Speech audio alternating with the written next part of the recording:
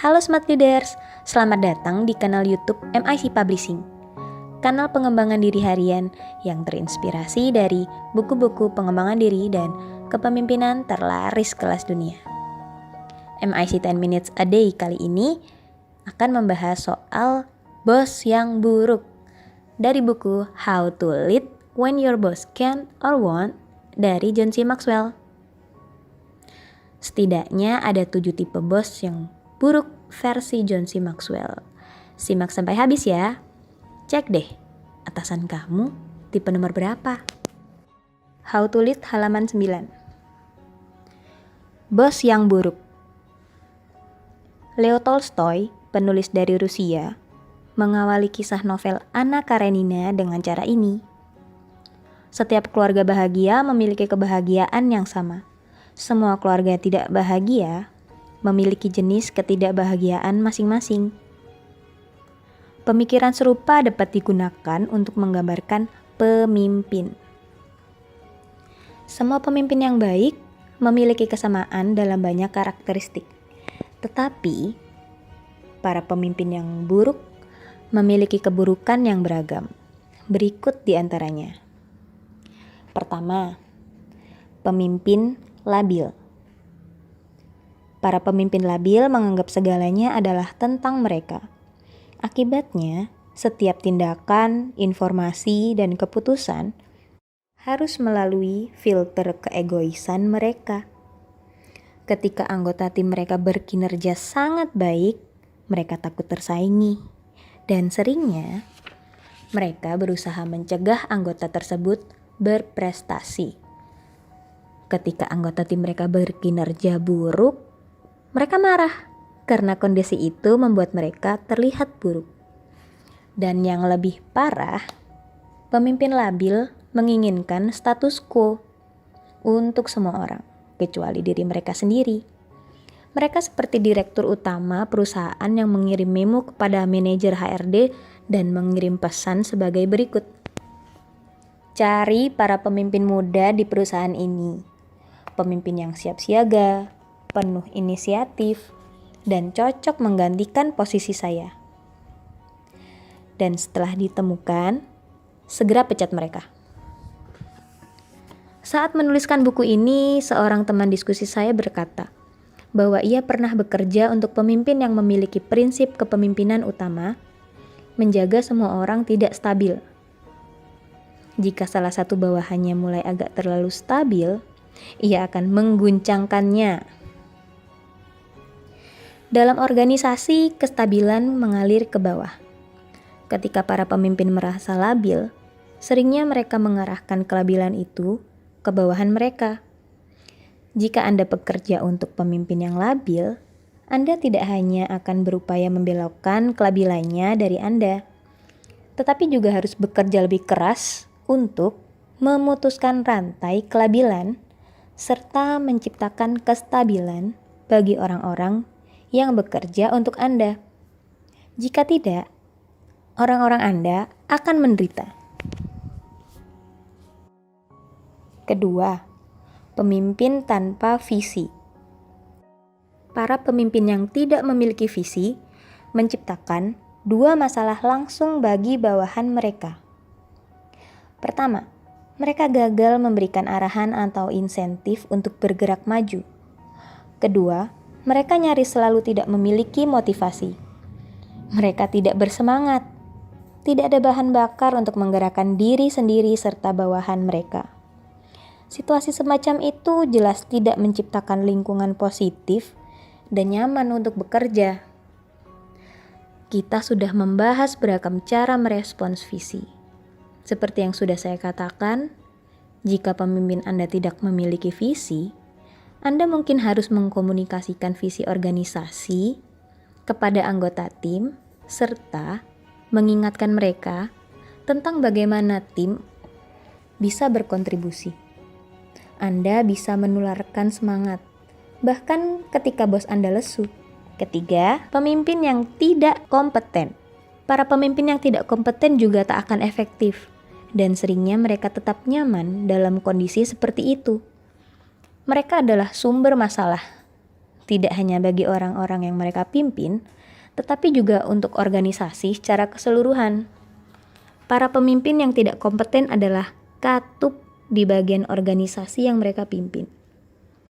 Hukum katup dalam buku The 21 Irrefutable Laws of Leadership, terbitan MIC Publishing tahun 2017, menyatakan kemampuan kepemimpinan seseorang menentukan tingkat efektivitasnya. Jika Anda memiliki bos yang tidak kompeten, semua anggota tim harus bekerja lebih keras untuk menutupi kekurangannya. Dan pada akhirnya, kebenaran pun mencuat bahwa anggota timlah yang memimpin sang bos, bukan sebaliknya.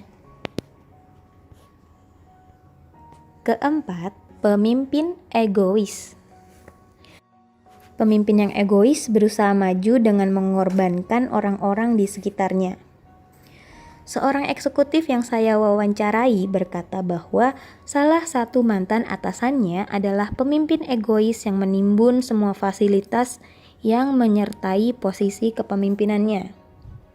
Karena punya pengalaman seperti itu, sang eksekutif yang saat ini menjadi pemimpin level puncak bertekad berbagi fasilitas kepemimpinan dengan orang-orang yang bekerja untuknya. Itu saran yang bagus bagi siapapun yang menempati posisi kepemimpinan di setiap organisasi. Bagikan apapun yang Anda miliki kepada orang-orang Anda, dan mereka akan bekerja lebih keras untuk Anda. Kelima, pemimpin bunglon. Presiden Lyndon Baines Johnson pernah menceritakan kisah tentang guru muda pengangguran yang mencari pekerjaan di wilayah pegunungan Texas selama masa Malais.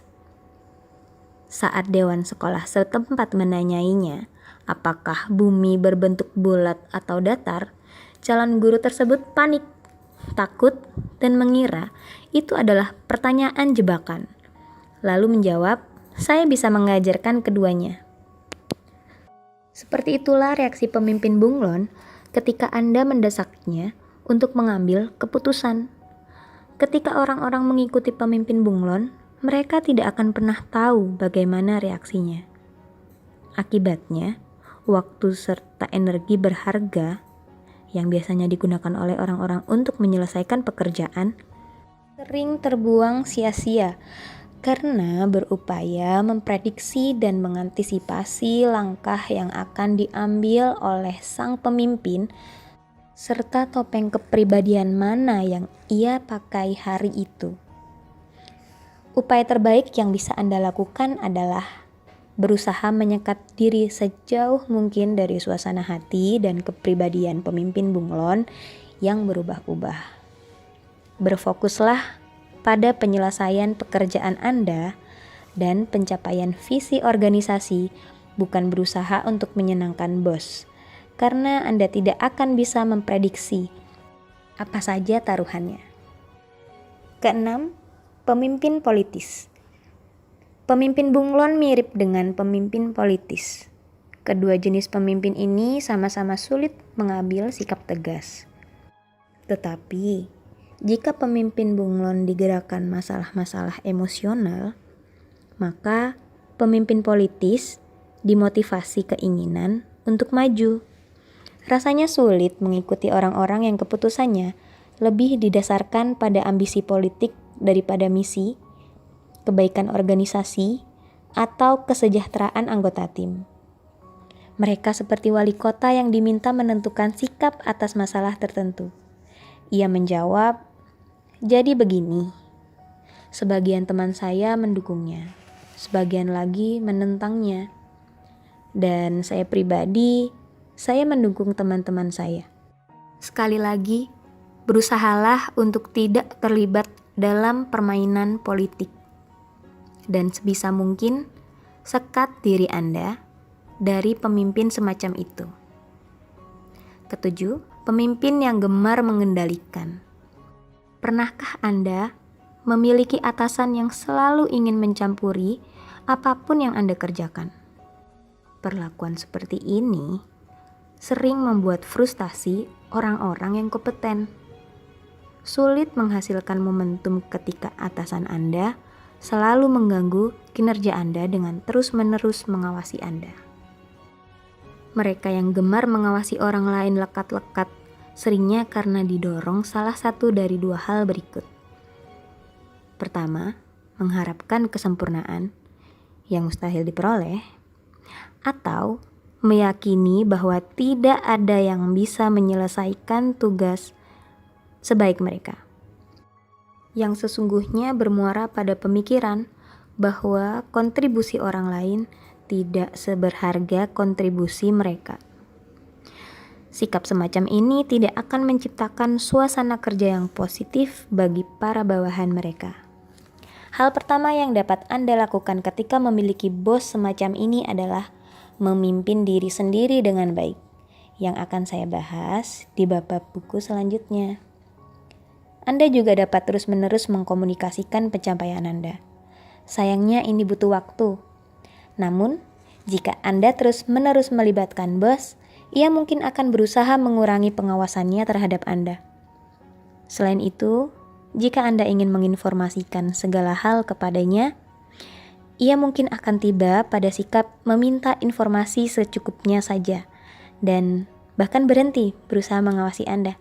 Sekian MIC 10 Minutes a Day hari ini. MIC 10 Minutes a Day, 10 menit baca buku harian untuk smart leaders.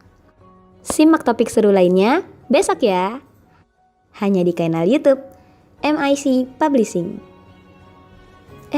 Mau request topik sesuai permasalahan yang kamu alami? Isi di kolom komentar atau chat Minda via WhatsApp 0878 5153 5000. And this is MIC 10 Minutes a Day. See you tomorrow.